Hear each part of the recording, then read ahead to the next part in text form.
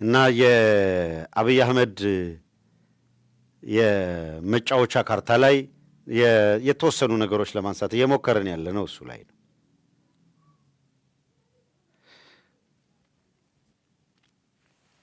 ጊዜ መግዛት የቤተክርስቲያን አንዳንድ ማሳያዎች አሉ። በኋላ መጨረሻ ላይ እመጣባቸዋለሁ። እያጠቃለልኩትን ለመሄድ የጊዜ መግዛት ስሌቱ የጊዜ መግዣ ስሌቱ ምንድነው የሚለው ላንሳ። በዚሁ አጋጣሚ ይሄ የትግራይ የፖለቲካ ኃይሎች ካላሰቡበት እና ቲፒኤልኤፍ እንደጀመረው ይሄ እንትን ካደረገ ማለት አጥር ላይ ተንጠልጥዬ ሁለት አድቫንቴጅ ይዛለው እያለ ምናምን ከቀጠለ ሊበላ የሚችልበት ፖሲቢሊቲ አለ። እንዴት የሚለው ላንሳ። አብይ አህመድ ከፍተኛ ጭንቀቱ የመነጨው አሁን ካድሬዎቹም ጭንቅ ውስጥ የገቡትና ብርድ ብርድ እያላቸው ያለው እነ ብርሃኑ ጁላም ማጣፊያ ያጠራቸው ኦባሳንጆን በግዚኦ ብለው ለምነው ቶሎ ወደ መቀሌ የላኩበት ምክንያት ጊዜ መግዛት ይፈልጋሉ። ለምንድነው ጊዜ መግዛት የሚፈልጉት? ከርዕሱ የመጨረሻውን ክፍል ውሰዱትና የክረምቱ ወሳኝ ሚና የሚለውን ከዛ ጋር አገናኙት። መጪው ክረምት ነው። ቲፒኤልኤፍ ግንቦት 30 የትምህርት ቤት እንዲዘጋ ብሏል። መመሪያ አውጥቶ ሁሉም ለአቅመ ሔዋን ለአቅመ አዳም የደረሰ እድሜው የደረሰ በሙሉ ወታደራዊ ስልጠና ወስዶ ለብሔራዊ አገልግሎት ዝግጁ መሆን አለበት የሚል ጥሪ ያቀረበ። የትግራይ ህዝብ የትግራይ ወጣት ሁለት ከባድ ነገር ከፊቱ ተቀምጦለታል። ሁለት ከባድ ነገር የትኛውን ይመርጣል የሚለው የትግራይ ወጣት ጉዳይ ነው የሚሆነው። አንድ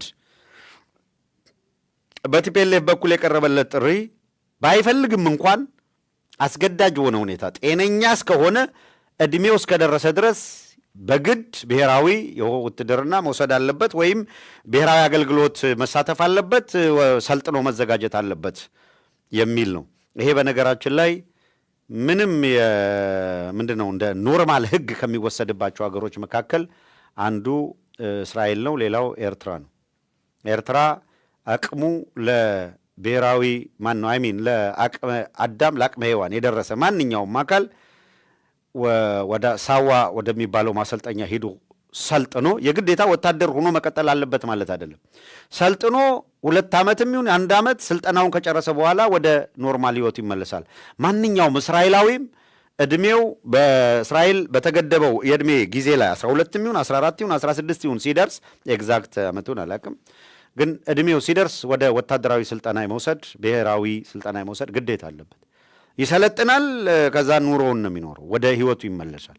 ማንኛውም እስራኤላዊ ዝግጁ ነው። እስራኤልን የሚጠብቀው አይተኛም አያንቀላፋም የተባለውን የመጽሐፍ ቅዱስ ቃል ፊልፉል የሚያረጉት በዚህ መንገድ ነው። አንድም እስራኤላዊ በበቂ ሁኔታ ያልሰለጠነ ራሱን መከላከል የማይችል ሆኖ እንዳይኖር የሚያደርግ ፖሊሲ ይከተላሉ። ኤርትራን በተመሳሳይ ሁኔታ ነው እንደዚህ አይነት ነገር የምትከተለው። ሌሎች ሀገሮች ሊኖሩ ይችላሉ እንደዚህ ግዴታ ያለባቸው ፕሮባብሊ። ትግራይ አሁን አይ ቲንክ አንዳንድ ሰዎች ግብፅም ተመሳሳይ ነገር ነው ያላት ይላሉ። ይኖራሉ፣ በርካታ ሀገራት ሊኖሩ እንደሚችሉ ታሳቢ እናደርጋለን።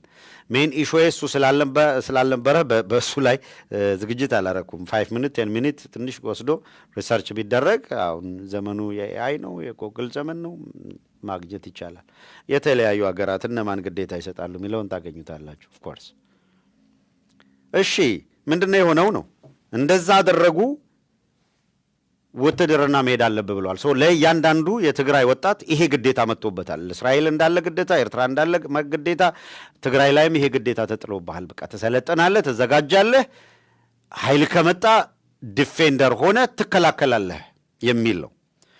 ጦርነት የማይፈልግ ስልጠና የማይፈልግ እንደዚህ አይነት ወታደራዊ ምናምን ነገሮች ላይ የማይፈልግ አካል በሙሉ የማይፈልገውን እንዲያደርግ እየተገደደ ነው ማለት ነው።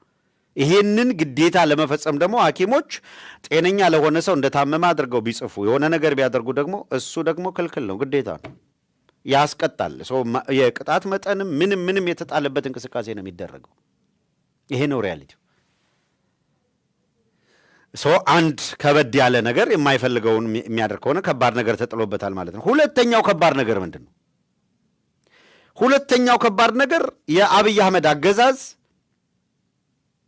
ወደ ትግራይ የሚያዘምተውን ወታደር እያዘጋጀ ነው። የአብይ አህመድ ወታደር ሲሄድ ተዘጋጅቶ ራሱን ለመከላከል ቢያንስ ዝግጁ ካልሆነ ሴት ከሆነች ትደፈራለች። የሚመጣው ኃይል ደፋሪ ነው። ማንኛውንም ወጣት ከተማም ላይ ምናምን ላይ ያገኝ ሰብስቦ እየረሸነ በጅምላ ገደል የሚከት የሚቀብር ነው። ይሄ የትግራይ የነበረው ኤክስፒሪየንስ ያለፈው ጊዜ ነው።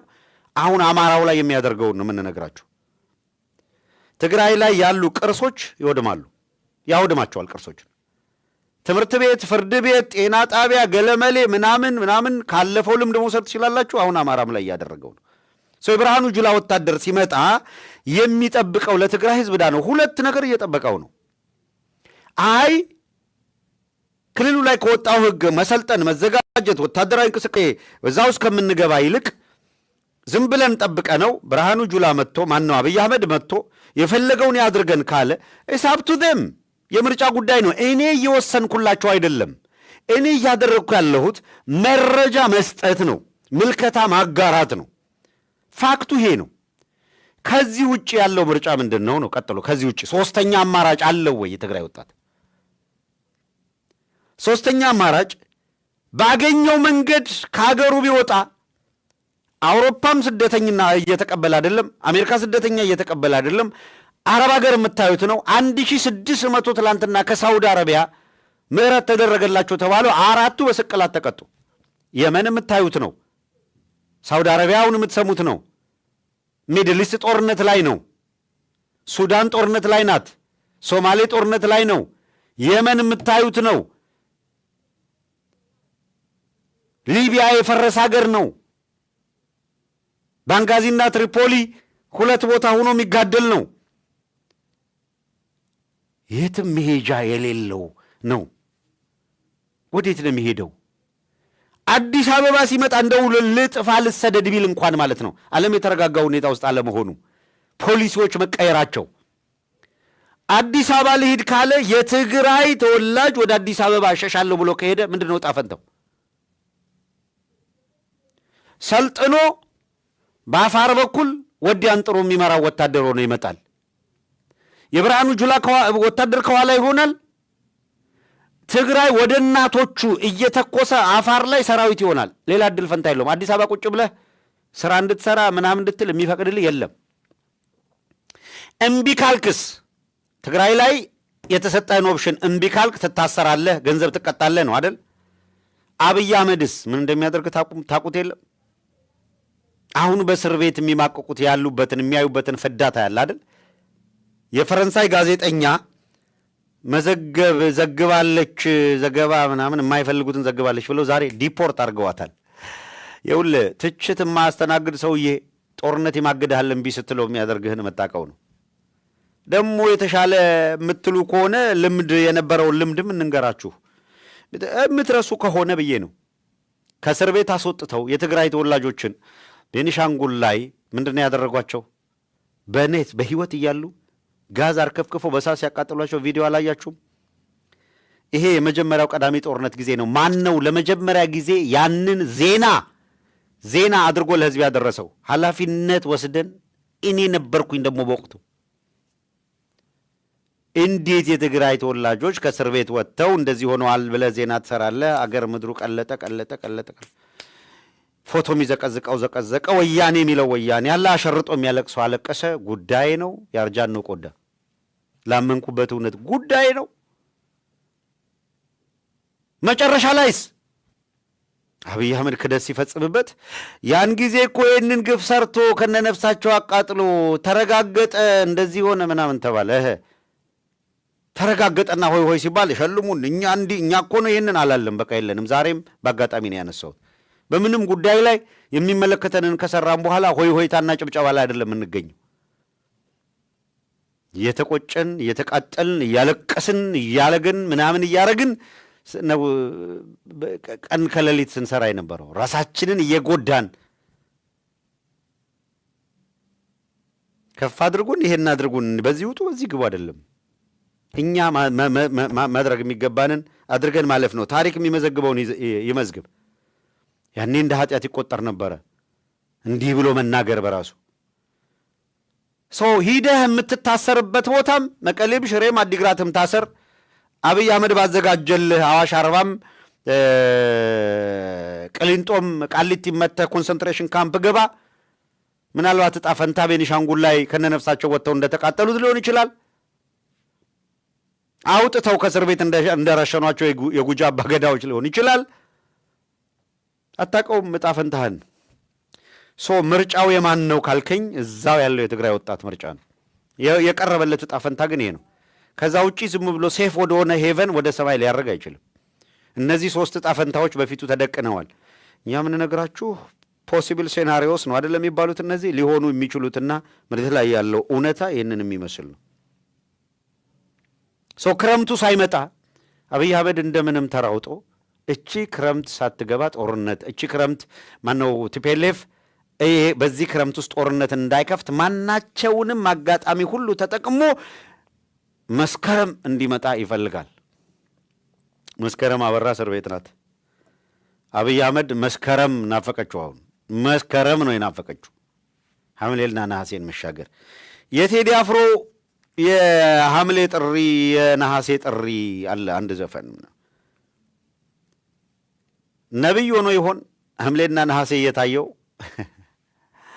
ስፖንሰሩ ሻዕቢያ ነው፣ ስፖንሰሩ ቲፒኤልኤፍ ነው ያሉት። ይሄ ሰውዬ የዘፈኑ ቅኔ በዚህ ደረጃ ጠጥሮ ወዴድ ቅኔ አያውቅም ነበረ። ቅኔ መሆኑ ሲገባቸው ይሄ ቅኔ ከነዛ ጋር ሰፍተው ተርጉመውት ይሆን ወይ? እነ ዳንኤል ክብረት እንግዲህ አንዳንድ ተላላኪ ባለ ቅኔ ካላት ዳንኤል ክብረት ጆሮን ብቆርጠው ቅኔ የሚሰማ አይደለም። እንደው ብቻ ይሄ ማለት ይሄ ነው ብለዋቸው ይሁን። ለማንኛውም ግን ሐምሌና ነሐሴ የጭንቅ ወራቱ ነው። መስከረም እንዲመጣ ይፈልጋል። ዋይ ክረምቱ ለምንድን ነው የተፈራው? በክረምቱ ይብዛ የሚነስም ኩርኩር እያሉ የሚመጡ ሄሊኮፕተሮችም እነዚህ አዩም አላዩም የራስ ሚሊሻ የሚገሉ ድሮኖችም ቢሆኑ በውር ድንብር ተልከው ዝም ብሎ ያገኙበት ቦምብ የሚጠሉት ድሮኖችም ቢሆኑ አይናችን አያይም ብለው ኮምፕሌን የሚያቀርቡበት ሰዓት ነው ክረምት። የክረምቱ ሰዓት ለድሮን አይመችም። የክረምቱ ሰዓት ለሜካናይዜሽንም አይመችም። እንደምታውቁት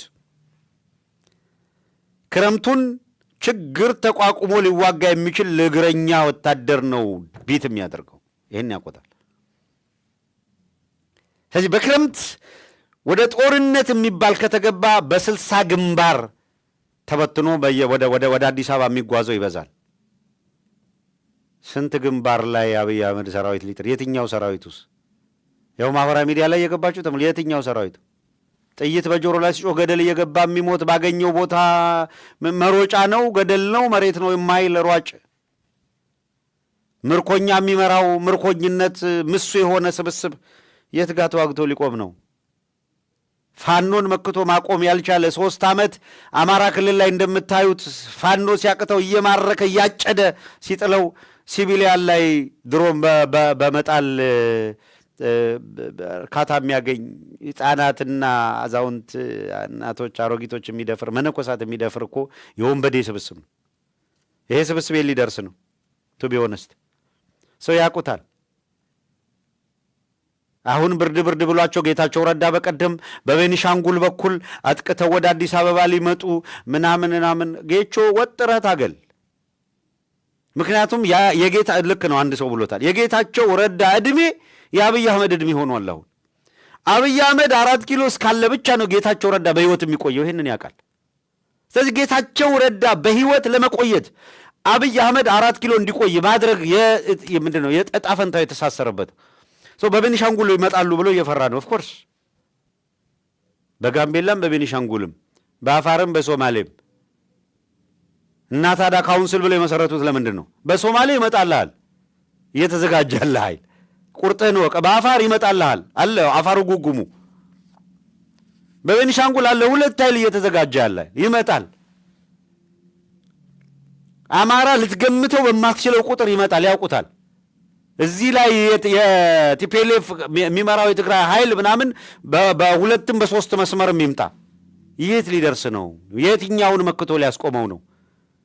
ልንገርህ፣ አብይ አህመድ ጭንቅ ውስጥ የገባው በዚህ ነው። ክረምት መከራ የሆነበት ለዚህ ነው። ስለዚህ እንደምንም ተሯሩጦ ከቲፒኤልኤፍ ጋር ፕሪቶሪያ የሚስማማ ምንድነው ዩጋንዳ ከፈለገ ፍራንክፈርት ይሄድ ከፈለገ ለምን ስቶክሆልም ይሄድ በምንም መንገድ አድርጎ የሚሉትን ዲማንድ እቀበላለሁ ብሎ ቀን እየቀጠረ ክረምቱን ማሳለፍ ነው የሚፈልገው። አሁን እብሪት ለአብይ አህመድ አያዋጣው አያደርጋትም። ቲፒኤልኤፍ የጠየቀውን ዲማንድ ሁሉ እሺ ነው የሚለው የጠየቀውን እቺ ክረምት እስከምታልፍ የጀመሩትን በኢትዮጵያ ማዕቀፍ ውስጥ ሁሉም ችግር ይፈታል። በኢትዮጵያ ውስጥ ዘላቂ ሰላም ማምጣት የሚችለው ወጥ የሆነ ስርዓታዊ ለውጥ ሲመጣ ነው። ስርዓታዊ ለውጥ ማለት የህገ መንግስትም የፌዴራል አወቃቀርም ኮንቴስትድ ኤሪያ ምናምን የሚባለው ቲፒኤልኤፍ ራሱን ገንጠል አድርጎ በራያና በወልቃይት ጉዳይ ከአብይ አህመድ ጠብ የሚል ነገር አለ ብሎ እዛ ቢል መጠመጥ አደይንዶ ዘዴ የሚገጥመውን እናያለን። የሆነ ሆኖ ግን ኮንቴስትድ ኤሪያ ራያም ነው ወልቃይትም ነው መተከልም ነው። ይህንን ተማምኖ ፓዊም ነው ደራም ነው አዲስ አበባም ነው በሶማሌና በአፋርና በኦሮሚያና በአማራ በኦሮሚያና በሲዳማ በሁሉም መስክ ጋምቤላ ከኦሮሚያ ቤኒሻንጉል ከአማራ ቤኒሻንጉል ከኦሮሚያ የወሰን ግጭት የሌለበት ቦታ የለም። ያንዱ ተለይቶ የሚፈታበት ሁኔታ ሊኖር አይችልም። ስለዚህ በአጠቃላይ አገሪቷ የተከተለችው የፌዴራል ብሔር ተኮር የፌዴራል ስርዓት ሲቀየር ሁሉን የሚያስማማ ሳይንሳዊ የሆነ የፌዴራል አወቃቀር ይኖራል፣ ግጭት የሚያቆም ብለህ ካሰብክ ሞደርን እሳቤ ነው ወደሱ መምጣት። ይሄ በአጠቃላይ አገሪቷን ችግር በሚፈታ ማዕቀፍ ውስጥ ይታያል፣ በንግግር በድርድር በውይይት። ህገ መንግስቱ ላይ ያሉ የማይፈልጉ አንቀጾች ከናሬቲቭ ጀምሮ ጠላትና ምንድነው ጨቋኝና ተጨቋኝ ያደረገ እሱን ከመሰረቱ የሚቀይር ነገር መኖር አለበት። እነዚህ ለስምምነት የሚበቁ ፒላር ፖይንቶች በእርግጥ የስምምነት ማዕቀፉ ነው ከሆነ በዘላቂነት ይህን ችግር የሚፈታው የአብይን ኢራ አክትሟል ስትል ብቻ ነው። አለበለዚያ ምያየ ነው እኮ ጥጋብ የት ድረስ እንዳደረሳቸው መመልከት ትችላለህ። የሁላ ቤተክርስቲያናት ተቃጥለው ምዕመናን በለቅሶ ላይ የዩኒሴፍ የዛሬ መረጃ እንደሚል ታውቃላችሁ። የዩኒሴፍ የዛሬ መረጃ በርካታ ክልሎች በጸጥታ መደፍረስ ምክንያት የእርዳታ አቅርቦት መሰናክል ገጠመ ይላል። ስለዚህ ዩኒሴፍ እርዳታ ላቀርብ አልችልም። ዩኒሴፍ ህፃናት ላይ እንደሚሰራ ታውቃላችሁ። በኢትዮጵያ ውስጥ የስደተኛና የተፈናቃዮች ቁጥሩ በከፍተኛ ሁኔታ እየጨመረ ነው፣ ኢንተርናል ዲስፕሌስመንቱ እየሰፋ ስለሄደ ይላል።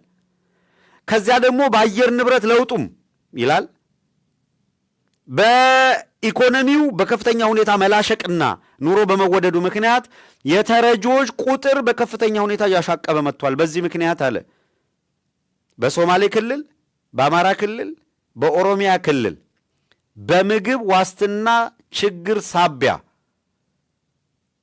የመቀንጨር አደጋ ያጋጠማቸው በሚሊዮን የሚቆጠሩ ህፃናት ከ5 ዓመት በታች በብዙ ጥፍ ጨምሯል።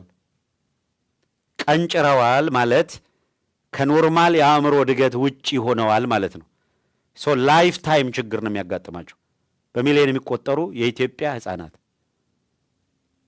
ስፔሲፊካሊ ችግሩ ሰፍቷል የሚሌት ላይ ነው በኦሮሚያ በሶማሌና በአማራ ክልል።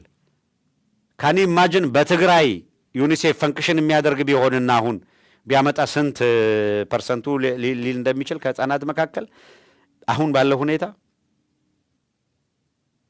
በጣም የከፋ ብሎ ለጊዜው ባለው ዳታ 3ቱን ኦሮሚያ ሶማሌና አማራ ክልል ብሎ ነው የገለጸው። ይሄንን የምታዩ አካላት ምን ያህል ጥንቃቄ ያደርግ ምን ያህል የስርዓቱን አስከፊነት ትረዳላችሁ? እንዴት ነው ማክተም ያለበት የስርዓት ማብቃት ያለበት? ክረምቱን ማዘናጊያ እንዳደረገው ተሳክቶለት አብይ አህመድ ይሄንን ክረምት አዘናግቶ ካለፈ ቲፒኤልኤፍን ምናልባት የሚያከትምበትና ፉት የምትባልበት ሁኔታ ሊመጣ ይችላል። ክረምቱ ወሳኝ ሆኗል። ግብግቡ ቀጥሏል። አብይ አህመድ ጊዜ መግዛት ይፈልጋል። በክረምት ጦርነት ከተከፈተ ማክተሚያው እንደሆነ ያውቃል። ክረምቱ ጦርነት እንዳይጀመር የሚችለውን ሁሉ እያደረገ እየተረባረበ ነው የሚገኘው። ሬድዋን ሁሴንና ጌታቸው ረዳ ሊወጉን ነው፣ ቀናት እየቆጠሩ ነው፣ ሊመጡ ነው ምናምን የሚለው ብርድ የሚላቸው በየቀኑ እየተደረገ ያለው ዝግጅት ግምገማ አላቸው እንጂ እንደ በፊቱ በማቅራራት እንመጣለን ምናምን የሚሉት ክረምት ሳይገባ ሂዱ ብለናል ነበር። ነብራኑ ጁላ ቀይ ባህር ዳይቭ እንገባለን ምናምን ሲሉ የነበሩት ማለት ነው። አየህ ጭንቁ ይሄ ነው ከክረምቱ ጋር። ጊዜ መግዣ ነው ኦባሳንጆ ወደዛ ሄዱት። ይሄንን ይዘህ ከረሱ ጋር ነው ያለሁት። በመጨረሻም የአማራና የኤርትራ ኃይሎች ጋር የተወሰነ ነገር ልበል። ቲፒኤልኤፍ በአጠቃላይ የሀገሪቷ ችግር የሚፈታበት ማዕቀፍን በተመለከተ 7 ድርጅቶች በጋራ ያደርጉት የነበረውን ንግግር እንዳልተደረገ አድርጎ ሸርተት ካለና ከአብይ አህመድ ጋር በጓሮ በሚደረግ ማናቸውም ድርድርና ስምምነት ፖለቲካ ጥቅሜን አስከብራለሁ የሚል ፖለቲካል ፕሮስቲቱሽን ልንለው እንችላለን። እንደዛ አይነት ጨዋታ የተለመደ ልማዳዊ ጨዋታ ውስጥ ከተገባ believe me they will pay the price. time will tell us. ጊዜ ነግረናል፣ ይከፍላሉ ዋጋ፣ ድብን አድርገው ዋጋ ይከፍላሉ። the only optionናቸው የተሻለ አማራጫቸው አሁን ይሄንን አጋጣሚ ተጠቅሞ ቢያንስ አየል ብለው እነዚህ ባሁን በካውንስል ምናምን ብሎ የበረደው ሌላ ነው። ይሄ ነገሩ ያልገባው ምናምን ያለው ለብቶ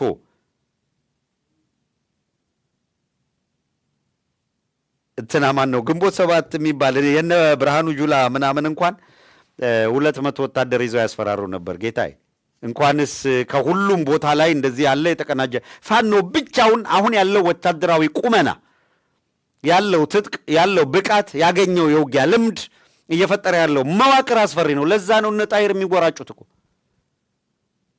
ለዛ ነው እኮ የባዴን ልጆች በባዴን ስም በአማራ ስም ያሰማሯቸውን በየዩቲዩብ የሚያስጓራቸው ግማሹን ዩጋንዳ በተለይ በዚህ በኩል በዚያ በኩል አድርገው አሯሩጠው ምናምን በኤርፖርት ሸኝተው ዩጋንዳ የላኳቸው፣ ኬንያ የላኳቸው፣ የሆነ ቦታ የላኳቸው፣ አውሮፓ አሜሪካ ምናምን አጋጣሚውን ተፍጨርጨሩ እየተቀ ይሄ ለአማራ ህዝብ በገባቸው መጠን እየታገሉ እየሰሩ በሐቅ እየታገሉ ያሉትን የማይጨምር ማለት የትኛውም ሀገር ላይ የማይጨምር ነገር ግን የበለጠ ታማኒነት እንዲያገኙ በሚል በየቦታው የላኳቸውን አካላት እንዴት አድርገው ካፒታላይዝ አድርገው በእነሱ ላይ እየሰሩበት እየተጠቀሙበት እንደሆነ ደግሞ ማስተዋል ማየት ትችላላችሁ። ጀስት ፋክቷን ተከተሏት። ድኳን ምን እየተደረገ እንደሆነ ሰው በፋኖ ላይ የተደረገው ዘመቻ ስንጥቃት ድርጅት ለማምጣት ምና ያልተደረገ የለም ብለው አልሳካ ሲል እኔ እኮ በጣም ይገርመኛል። ራሳቸውን ግልጥ አድርገው እዚህ ብሔር ነን የአማራ ትግል አይመለከተንም ምናምን ያሉ ሰዎች ሳይቀር ሲጨንቃቸውና አማራው እየተጠናከረ ሲመጣ አማራው ነው ይመጡላል። አማራው ጋር ደግሞ ጥያቄም እኮ የለም እኮ። በጣም የሚገርመኝ መጥቶ 2 ቀን ያፍካራቴ የሆነ ነገር ካለ እስኪ ከሌን ስሙት ይልላል። ለምን ዓላማ ነው ይሄን የተናገረ የሚል ጥያቄ አይደለም ያነሳው። እንዲህ ያልክ ራስህን እየጨረስክ ራስህን መቀመቅና ቀውስ ውስጥ እየከተትክ ላለመሄድ ጥረት ማድረግ የሚገባ ይመስለኛል። ሰው የቺ የክረምት እንቅስቃሴ ምን ላይ እንዳተኮረች በሚገባ እንድትረዱት ያክል ለመግለጽ ነው በዚህ ደረጃ እንድናየው የተፈለገው። ከኤርትራ አንጻር ኤርትራ ራሷን በአጎራባች ሀገራት ጋር እያገናኘች ነው። ከዓለም አቀፍ ተቋማት ጋር የተገናኘች ነው። የተባበሩት መንግስታት ምክትል ሊቀመንበር እስከመሆን ደረሱ። አሁን ባለው ሁኔታ እንደምታውቁት ከግብፅ ጋር፣ ከጅቡቲ ጋር፣ ከኬንያ ጋር፣ ከዩጋንዳ ጋር ከአጎራባች ሀገራት ጋር በሙሉ ያላቸውን ግንኙነት በተቻላቸው መጠን እያጠበቁ ነው የሚገኙት። የውስጣቸው ሰላምና አንድነትን በተመለከተ ያልተደረገ ፍጭርጭርና ቁፈራ የለም። ትርጉም ያለው 20 ሰው አደራጅተው ኤርትራ ላይ ማዝመት አልተቻለም። ብታምኑም ባታምኑም አብይ አህመድ የቀይ ባህር አፋር ብሎ አደራጃለሁ ብሎ የሆነች ነገር ሞከር አይደለ? ነካካቸውና አሁን ለማመን የሚቸግር ከባለስልጣናትን ጨምሮ በርካታ የአፋር ተወላጆች የአብይ አህመድ አገዛዝ አገሪቷን እያወደሟት መሆኑን ተረድቶ በነፃ አውጭነት ተደራጅተው ሲያበቁ የኤርትራ ቀጠና ላይ ያሉ በአደባባይ እየሸሹ ነው ሄዱት። አብይ አህመድ 4 ኪሎ ላይ ያደራጃል የኤርትራ ተቃዋሚዎችን። እነሳ የግብረ መልስ ደግሞ ሲሉ ማን ነው ኢፌክቲቭ የሆነው? በሚገባ ታጥቆ በሚገባ ሰልጥኖ የተዘጋጀው ኃይል የት ጋር ነው ያለው?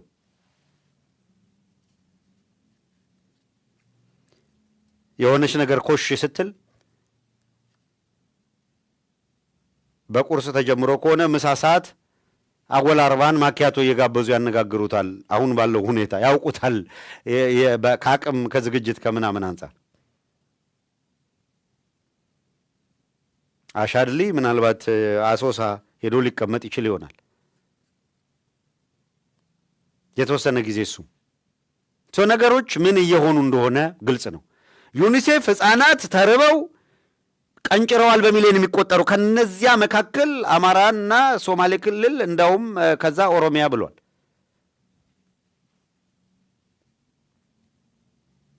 $40 ሚሊዮን 30 ሚሊዮን አውጥተው ለአባዱላ የልደት ቀን ይደግሳሉ የኦሮሚያ ባለስልጣናት። አየው የአባዱላ ልጅ አሁን እንደነ ክንፈ ዳኘው ልጅ ምናምን ከዚህ ቀደም ያለ አይደለ ፒኤልኤፍ ጀነራሎች እዚህ አውሮፓ ላይ ምናምን አሜሪካ ላይ የነበሩ ምናምን በጣም ምስኪን ምናምን የነበሩ አሉ። የሚያሽላሉ ደግሞ በቃ ሰማዩን በጫማ ጥፌ ካልመታን ደግሞ የሚሉ ነበሩ። አሁን ተራው የና አባዱላ የነባጫ ነው። ባጫ ደበሌ የሆነች ልጅን ሲከሳት 5 ሚሊዮን 2 ቼክ 5.5 ሚሊዮን አስበዋል። ባጫ ደበሌ ዝም ብሎ የ5 ሚሊዮን ምናምን ቼክ ይቆርጣል። ወይም ደግሞ ባጫ ልክ እንደ በቃ አንዳለማችን አለ የተባለ ነጋዴ በሰዓታት ውስጥ የሆነ ሰው አስጠርቶ የ5.5 የ11 ሚሊዮን ብር ቼክ የሚያስቆርጥ ሆኗል ባጫ። አየው አሸ የሆነች ሽርጥ አስሮ አገልድሞ አባቦ እያለ የሚዘፍን ሰውዬ እኮ ነው አሁን በሰዓታት ውስጥ የ11 ሚሊዮን ምናምን። አባዱላን አይተዋል? ኩልኩል ተወጥቶ መዶሻውን አንስቶ መምታት እስኪያቅተው ድረስ የደነገጠ ሰውዬ።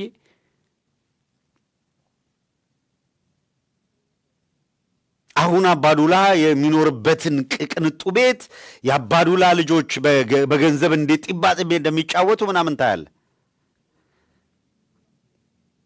የእኛ ወንድሞች እስር ቤት እነ ክርስቲያን ዮሐንስ እነ ፕሮፌሰር ሲሳይ አውግቸው ምናምን ደግሞ እስር ቤት እነ ዶክተር ካሳተሻ እስር ቤት። ይሄ እንዲያከትም ከፈለክ ያለ ብቸኛ አማራጭ አሁን የት ጋር መቆም እንዳለብህ ነው። እኔ ቀን መጥቶ ይውላችሁ በሁለቱም መንገድ ያልኩት ተሳካ እንድል ለኢትዮጵያ የማይጠቅም ለአማራ ሕዝብ የማይበጅ ነገር እንዲሳካ አልፈልግም።